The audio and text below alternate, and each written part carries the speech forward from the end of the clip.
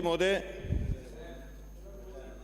पांचवां बजट हमने देखा,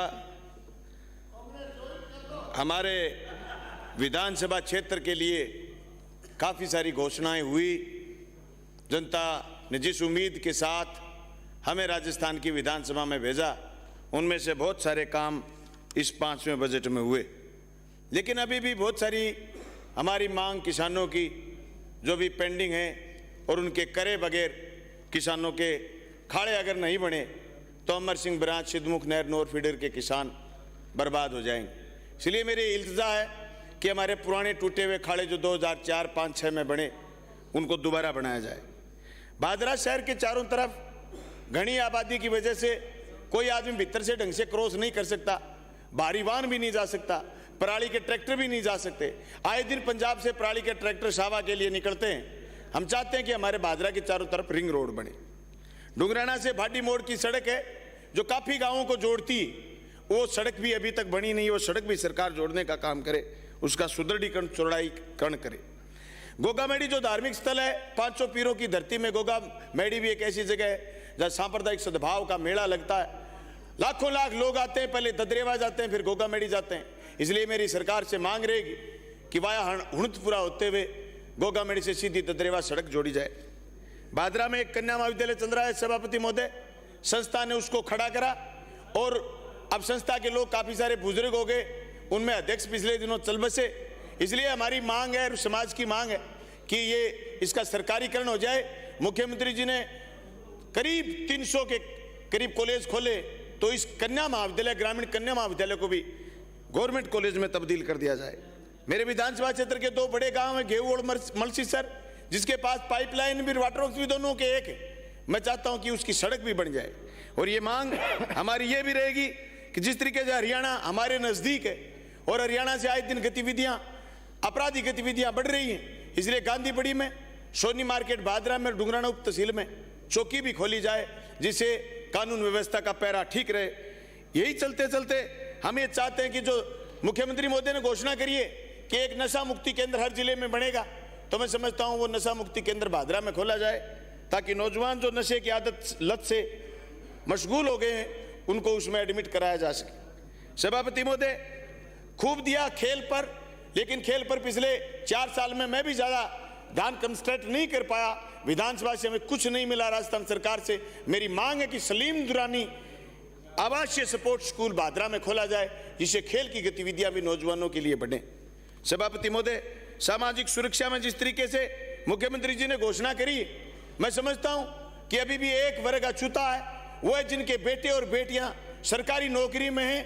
अभी उन बुजुर्गों को पेंशन नहीं मिल रही। इस पूंजीवादी युग में, इस भौतिकवादी युग में यह चीज कतई ठीक नहीं है कि बेटे बेटी नौकरी में है, उसके माँ बाप को पेंशन नहीं दी जाए, उन्हीं बुजुर्गों को भी पेंशन दी जाए। मैंने पहले भी मांग करी है, अब मैं फिर मेरी मांग को दोहरा रहा हूं, पुरजोर तरीके से सरकार इसको पूरी करे। डुंगराना, सेरडा, भरवाना और मलखेड़ा 4 ऐसे बड़े गांव हैं। डुंगराना में तो उप तहसील है, इन गाँव में PHC खोली जाए, ताकि आने वाले समय में राइट टू हेल्थ जो कानून आ रहा है, उस कानून का पालन ढंग से हो सके। सभापति महोदय, मैं मुख्यमंत्री जी का धन्यवाद करना चाहूंगा कि उन्होंने पूरे के पूरे प्लेसमेंट एजेंसियों को खत्म करा। मेरी मांग रही थी 2019 के पहले सदन में कि ये प्लेसमेंट एजेंसी वाला बीच में दलाल कौन है जो पैसे खा जाता है, नौजवान का शोषण करता है। प्लेसमेंट एजेंसी खत्म करिए। मैं मुख्यमंत्री जी से चाहता हूं कि प्लेसमेंट एजेंसी के लिए शर्त नहीं लगाएं कि 31 दिसंबर 2021 उसके बाद भी अगर कोई प्लेसमेंट एजेंसी के जरिए नौकरी लगाए तो उसकी एजेंसी भी खत्म करके सीधा सरकारी सुविधा पर उसको रखा जाए। इसलिए मेरी मांग है कि सन 2000 में जब आप मुख्यमंत्री थे, उस समय हमारे नहरी क्षेत्र में ठेका प्रथा शुरू हुई थी। उस ठेका प्रथा को आप ही खत्म करो, ताकि जो उपभोक्ता संगम के चुनाव हैं वो चुनाव बंद हो और मैट बेलदार चौकीदार की नियुक्ति हो। ये मेरे क्षेत्र की, विधानसभा क्षेत्र की मांगे जो अभी तक पूरी नहीं हुई। मैं कोशिश करूंगा और मैं मांग करूंगा कि सरकार इन क्षेत्रों को आज भी सफल बनाने का काम करे, मेरी मांग पूरी करे। सभापति महोदय, बिजली की बात आई, साथियों ने चर्चा करी कि 2000 यूनिट बिजली फ्री होगी किसान की। निस्संदेह फायदा होगा किसान को, लेकिन हम मांग करते हैं कि जिस तरीके से पिछले बजट में घोषणा करी थी कि आपको जल्दी से जल्दी कनेक्शन मिलेगा, वो कनेक्शन की कछुआ स्पीड है, उस स्पीड को बढ़ाने की जरूरत है। ट्रांसफार्मर आज भी समय पर नहीं मिल रहे, तार आज भी समय पर नहीं मिल रहे, पोल आज भी समय पर नहीं मिल रहे, वो समय पर मिले, ये हमारी मांग है। हमारी मांग है कि जीएसएस की संख्या बढ़ाई जाए। हमारी मांग है कि जिस तरीके से आप बार बार चर्चा कर रहे हैं कि हम राजस्थान में बिजली उत्पादन में 1 नंबर पर हो गए, वो बिजली हमें मिले, उत्पादन का फायदा राजस्थान की जनता को मिले। घरेलू बिजली में जो आपने 50 से 100 यूनिट करा, इस बात के लिए तो धन्यवाद, लेकिन हम चाहते हैं कि घरेलू बिजली के लिए हमारे पास ये फोन नहीं आए कि बिजली चली गई, बिजली आई नहीं। आप कोयले का प्रबंध कहीं से करें, कैसे ही करें, कोयले का प्रबंध करके बिजली उत्पादन का काम सरकार मजबूती के साथ करे। सभापति महोदय, मैं ये भी चाहता हूं, जो ऋण की बात आपने करी, आपने कहा कि राजस्थान में डिबेट रिलीफ एक्ट लेकर के आएंगे और उस एक्ट आने के बाद एक अध्यक्ष की कमीशन नियुक्त होगा और कमीशन का अध्यक्ष होगा, रिटायर्ड जज होगा। सभापति महोदय, मैं बिल्कुल नहीं चाहता कि रिटायर्ड जज कमीशन का अध्यक्ष हो।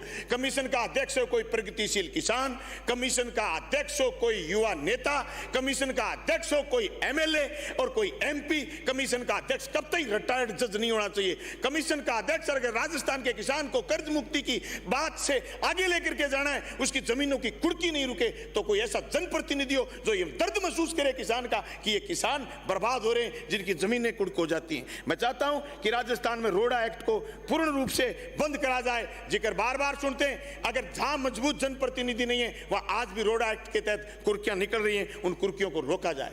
मेरी मांग है कि जिस तरीके से आपने चिकित्सा पर जिक्र करा, मुख्यमंत्री चिरंजीवी योजना का दायरा बढ़ाया, इस बात के लिए तो धन्यवाद, लेकिन मुख्यमंत्री चिरंजीवी योजना में जो दुकानें लगाई हुई हैं डॉक्टरों ने, उन दुकानों को भी हमें चिन्हित करना है। मैंने पिछले बार भी जिक्र करा था, पीयूष हॉस्पिटल सांगानेर में मेरे विधानसभा क्षेत्र का आदमी खुद उसने महसूस करा और उसने झेला कि 99,000 रुपए का उसका बिल बना करके दे दिया, जबकि उसका हॉस्पिटल चिरंजीवी योजना से जुड़ा हुआ था।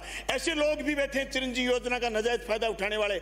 आदमी के सिर में दर्द है, उसकी सारी जांच करा लेंगे और जांच करा करके कहेंगे कि तेरे सिर दर्द का इसलिए पता कर रहे थे क्या किसी में तेरे टकने में भी तो दर्द नहीं है, उसकी वजह से सिर दर्द हो। सारी होलफिट जांच करवा के उसके पैसे खाते में डलवा लेते हैं। इन चीजों को दुरुस्त करने की जरूरत है। बाकी मुख्यमंत्री चिरंजीवी योजना और मुख्यमंत्री दुर्घटना बीमा योजना में राजस्थान की जनता को जो फायदा हो रहा है वो वास्तव में काबिल तारीफ है। मेरे विधानसभा क्षेत्र के दीपलाना और घेऊ और शेरपुरा 3 पीएचसी ऐसी बनी थी, जो दीपलाना तो 10 साल पहले बनी थी, लेकिन साहब वो लटक गई।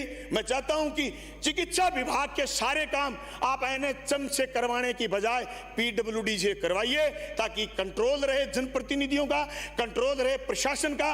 एनएचएम का कोई एक्शन, कोई एएन आपको मिलता ही नहीं। आप किसको अपनी बात बताओगे? आज उप स्वास्थ्य केंद्र बन रहे हैं, आज सीएचसी बन रही है, आज पीएचसी बन रही है, डायरेक्ट बजट उनके वहां गया है तो उसका कोई धनी दोरी नहीं है, ठेकेदार बीच में काम छोड़ के भाग जाता है।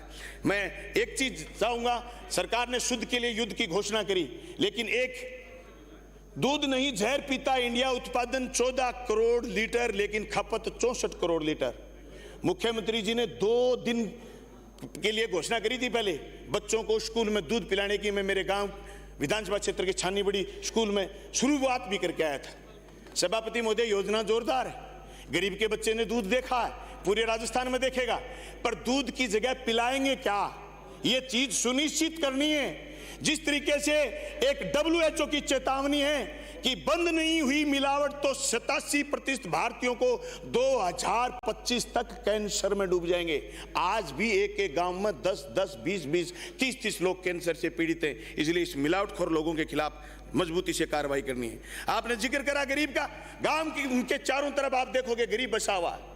1982 में हमारा जिला एक था गंगानगर और हनुमानगढ़। उस समय के तत्कालीन कलेक्टर ने यह घोषणा कर दी कि सारा क्षेत्र वन विभाग है। सभापति महोदय, वन विभाग गलत दर्ज करा गया 1982 में। आज भादरा विधानसभा क्षेत्र के बहुत सारे गांव ऐसे हैं जिनकी बस्ती वन विभाग में घुस गई, लोग जमीन पर बसेंगे। सभापति महोदय, मेरी सरकार से, सभापति महोदय आप आए उससे 1 मिनट पहले शुरू हुआ था, मैं वास्तव में 15 मिनट है मेरी, मैं तो 2 मिनट आज तो फालतू दे, मैं तो लास्ट ही भाषण है ये, तो इसके बाद तो भाषण होने ही नहीं। अब तो दोबारा जीत के आएंगे तब देंगे भाषण। वन क्षेत्र में बसे लोगों के लिए श्री गंगानगर के जो कलेक्टर ने फैसला करा था, राज्य सरकार से हम चाहते हैं देर आए दुरुस्त आए, उस फैसले को देखो और उस फैसले का परीक्षण कराओ। वन क्षेत्र आज स्थिति कब्रिस्तान की, शमशान भूमि की, पीएचसी खोल रहे हैं, सीएचसी खोल रहे हैं, उप स्वास्थ्य केंद्र खोल रहे हैं, स्कूल खोल रहे हैं, महात्मा गांधी अंग्रेजी विद्यालय खोल रहे हैं। अरे जी जगह ही नहीं है। वन विभाग है, वन विभाग को ऐसी जगह ले जाइए जहां वन विभाग ठीक लगे और वहां वन उगे तो सही। यहां तो सारी वो बुंडलती टोटली किक्कर खड़ी है, उन किक्करों को हटाओ और जनता को बचने के लिए और सरकारी मकान बनाने के लिए जगह दे। अब बात मैं कृषि की करूं, सभापति महोदय कृषि के लिए अलग से बजट दिया है, इस बात के लिए धन्यवाद। लेकिन हम चाहते हैं कि प्रधानमंत्री फसल बीमा योजना में जो लोचा आ रहा है, राजस्थान की सरकार आने वाले समय में मुख्यमंत्री फसल बीमा योजना लेकर के आए, ताकि सैटेलाइट का लफड़ा और बीमा न देने का लफड़ा और बीमा कंपनी की धमकियां कि हम चले जाएंगे। बीमा कंपनी हमारे लिए नहीं आई सभापति महोदय, बीमा कंपनी पैसे कमाने के लिए आई और बीमा कंपनी जहां हाथ लगेगा वहां लूटेगी। ये बात तो ठीक है कि मेरे विधानसभा क्षेत्र में 2018 रबी से लेकर के अब तक 3100 करोड़ रुपए फसल बीमा क्लेम आया है मेरे जिले में और उसमें अकेली मेरी विधानसभा में 1266 करोड़ आया है। लेकिन सभापति महोदय फिर भी कहीं न कहीं गड़बड़ कर जाते हैं। 2021 में सैटेलाइट का लफड़ा लेकर के आगे आज मेरे सैकड़ों पटवार मंडल ऐसे हैं, दर्जनों पटवार मंडल ऐसे हैं जहां हमें सैटेलाइट की बजाय क्रॉप कटिंग से बीमा मिलना चाहिए। इसलिए हम चाहते हैं कि यूरिया और डीएपी का आपने घोषणा तो करी है कि हम 150 करोड़ रुपए से प्लांट लगाएंगे और 500 मैट्रिक टन डेली यूरिया और डीएपी पैदा करेंगे। सभापति महोदय जब तक ये प्लांट लग जाए और यूरिया बढ़नी और डीएपी बढ़नी शुरू नहीं हो जाए, किसान को यूरिया और डीएपी के लिए लाइन में नहीं लगना पड़े, ये सरकार सुनिश्चित करे। हम चाहते हैं कि राजस्थान कृषि श्रमिक संबल मिशन के अंतर्गत 5 लाख भूमिहीन श्रमिकों को हस्तचालित कृषि यंत्र खरीदने के लिए 5,000 रुपए प्रति परिवार 250 करोड़ रुपए व्यय होगा। किस आधार पर हम तय करेंगे